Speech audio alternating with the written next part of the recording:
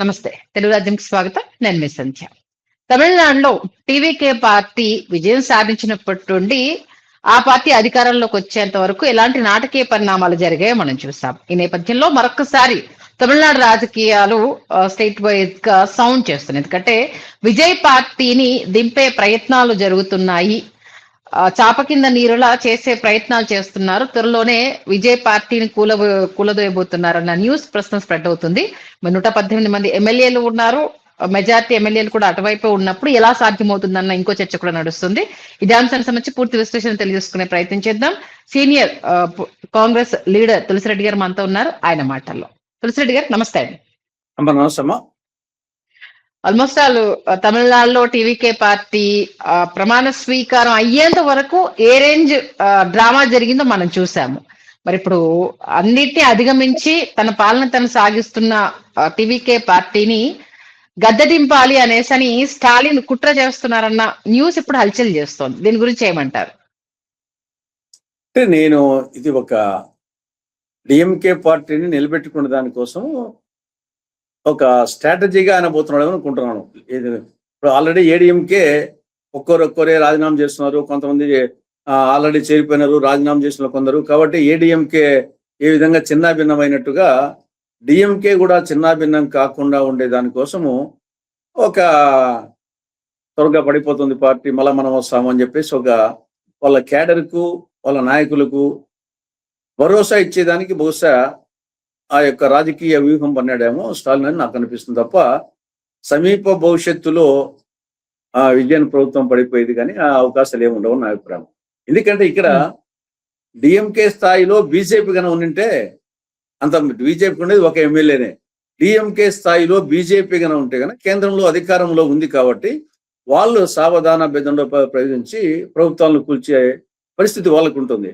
కానీ బీజేపీ ఆ పరిస్థితిలో అక్కడ లేదు. కాబట్టి బీజేపీ యొక్క వాళ్ళ యొక్క ట్రాప్లో కన డిఎంకే కూడా పన్నాయి. కానీ ప్రజలు వచ్చే అక్కడ ఉండే వాతావరణము ప్రజలు వచ్చేసి దాన్ని జీర్ణించుకోలేరు. కాబట్టి బీజేపీకి సొంతంగా చేసే పరిస్థితి లేదు, డిఎంకేకి సొంతంగా చేసే పరిస్థితి లేదు. బీజేపీ అంబిట్లోకి డిఎంకే పోతే అది డిఎంకే మరింత నష్టం జరుగుతుంది, మరింత కన్సాలిడేషన్. డిఎంకే చీలి వల్ల ఈ దగ్గరికి వచ్చే పరిస్థితి వస్తుంది.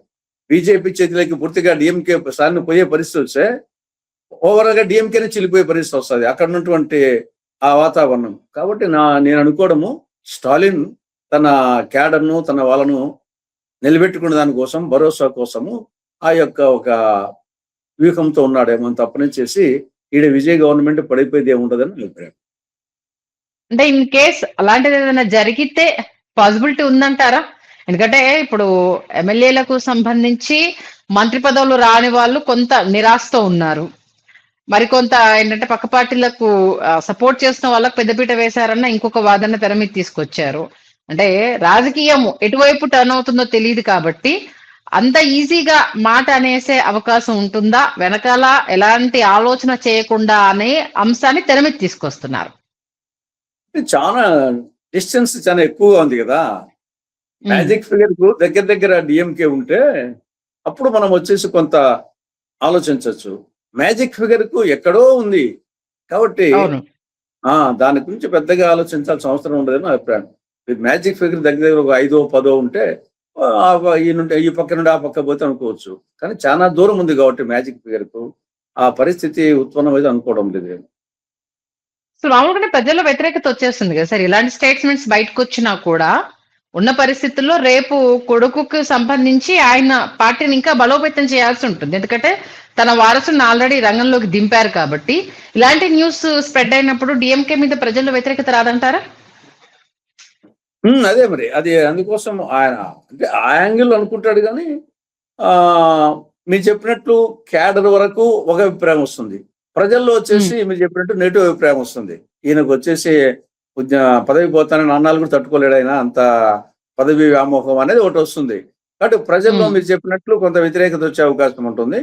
కానీ క్యాడర్లో వచ్చేసి నాయకుల్లో వాళ్ళ డిఎంకే క్యాడర్ నాయకుల్లో కొంత ఆశ, మానవునికి ఆశగా ఉండాలి కదా, మనం మళ్ళా వస్తాం, ఏమన్నా మీరు అధైర్యపడాల్సిన అవసరం లేదు అని ఒక భరోసా ఇచ్చే యాంగిల్లో ఆ టైపు ప్లస్ అనుకోవచ్చు, ఈ పక్క మైనస్ అనుకోవచ్చు. ఎనీహౌ బై ఎలక్షన్స్ రావాలి. ఎందుకంటే ఆయన రాజీనామా చేసిన ప్లేస్ కానీ మిగతా 5-6 మంది రాజీనామా ఎన్నిక అది. చేసినట్టు బహుశా 6 నెలల లోపల ఎన్నికలు రావాలా.